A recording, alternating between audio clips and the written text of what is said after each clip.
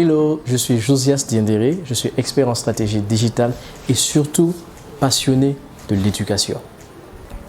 Aujourd'hui, nous allons échanger sur l'attitude qu'un étudiant, qu'un lycéen, qu'un collégien doit avoir en cette période de situation sanitaire. Mais avant toute chose, respectons les mesures barrières qui nous permettront de lutter contre la propagation du virus, donc mesures édictées par le ministère de la Santé et l'OMS. Lavons-nous quotidiennement nos mains avec du savon, portons des masques, des cache-nez et respectons la distance de 1 à 1,5 mètre. Je vais conter une petite histoire. Durant mes 2 années de formation à Dakar, j'avais un programme assez particulier. J'avais cours que les week-ends, samedi et dimanche. Et le reste de la semaine, c'était quartier libre. Donc du lundi au vendredi, je ne faisais rien.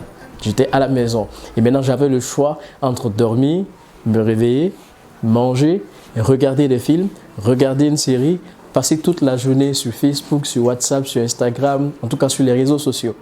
Plus j'avançais, plus je me rendais compte que cette attitude ne m'arrangeait pas. Parce que j'avais l'impression d'être de moins en moins intelligent parce que j'emmagasinais de l'information peu utile. Du coup, la solution de répit que j'ai retrouvée, c'était quoi? C'est d'aller vers les cours en ligne. Trouver de l'information utile pour accompagner ma formation, ce pourquoi j'étais à Dakar. Bientôt 1 mois que les cours ont été suspendus. 1 mois où les étudiants, 1 mois où les élèves, les collégiens, les lycéens ne vont plus en cours. Et la grande question qui se pose, c'est que faut-il faire dans cette circonstance de quarantaine, d'autoconfinement et de confinement pour les uns et les autres? Que faut-il faire? Surtout, éviter l'oisiveté. C'est l'attitude que j'ai eue durant mes 2 ans de formation, à vouloir tout faire et au point de me rendre compte que cela ne m'arrangerait pas.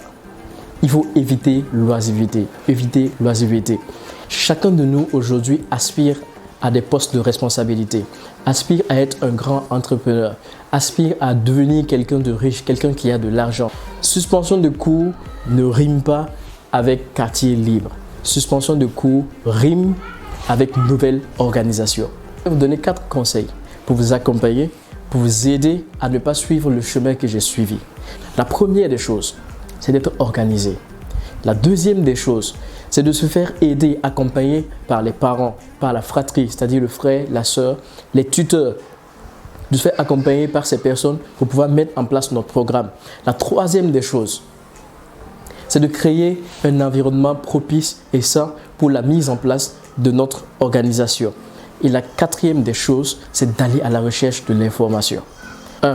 En matière d'organisation, c'est de se donner du temps, se donner 1 heure, 2 heures, 3 heures, en fonction de qui nous sommes, en fonction de ce que nous sommes étudiants ou que nous sommes collégiens ou lycéens, et en fonction de nos aptitudes et notre concentration. Donc, c'est donner 1 heure, 2 heures ou 3 heures où nous allons prendre pour réviser nos cours, les cours qui ont déjà été faits.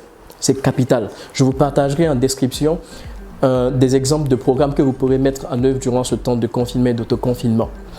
Ensuite, c'est de demander à vos parents, en deuxième point, de demander à vos tuteurs, demander leur concours à la mise en place de ce programme. Chers parents, cette période est une période propice pour vous et vos enfants. Propice dans la mesure où vous les accompagnerez à mieux comprendre leurs cours, à structurer leur vie, à mettre en place des programmes qu'ils suivront, programmes qui vont les accompagner, les aider dans leur organisation et les accompagner dans leur avenir et leur devenir. C'est capital et c'est primordial pour vous de les aider et de les accompagner. Le troisième point, après avoir mis en place des différents programmes, après avoir décrit le nombre d'heures que l'on voudrait faire par jour, c'est d'être discipliné. Nous sommes aujourd'hui ce qu'on appelle les digital natifs, des générations tête baissée, toujours en train d'utiliser son téléphone, toujours en train de faire telle chose sur WhatsApp, sur Facebook et autres. C'est de s'éloigner de toute distraction. Je suis étudiant, je suis collégien, c'est de s'éloigner de toute distraction lorsque l'on décide de s'accorder 1 heure ou 2 heures pour réviser un cours. Éloignez-vous de toute distraction, mettez-vous au sérieux, concentrez-vous, faites les 1 heure de travail, les 2 heures de travaux, les 3 heures de travaux et après ce temps, vous pourrez vaquer à autre chose. La quatrième des choses, c'est d'aller à la recherche de l'information. pour occuper des postes de responsabilité, pour être un grand entrepreneur, il ne suffit pas d'avoir que les cours de l'école. Il faudrait aller à la recherche de l'information. Et aujourd'hui, nous avons pas mal d'outils, nous avons beaucoup de solutions pour nous accompagner à avoir cette information. La première des choses, des chaînes de télévision nationales ont initié des programmes pour accompagner les élèves de 3e et de terminale à comprendre certains cours, à suivre leur programme.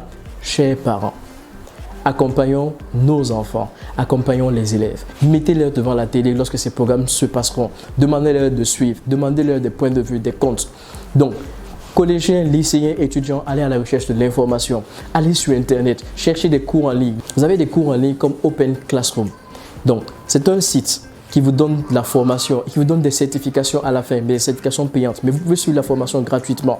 Pour les élèves, cherchez des tutos. Allez sur YouTube, recherchez comment mettre en place la théorie de Pythagore, comment comprendre cette notion en sciences de la vie et de la terre, comment comprendre.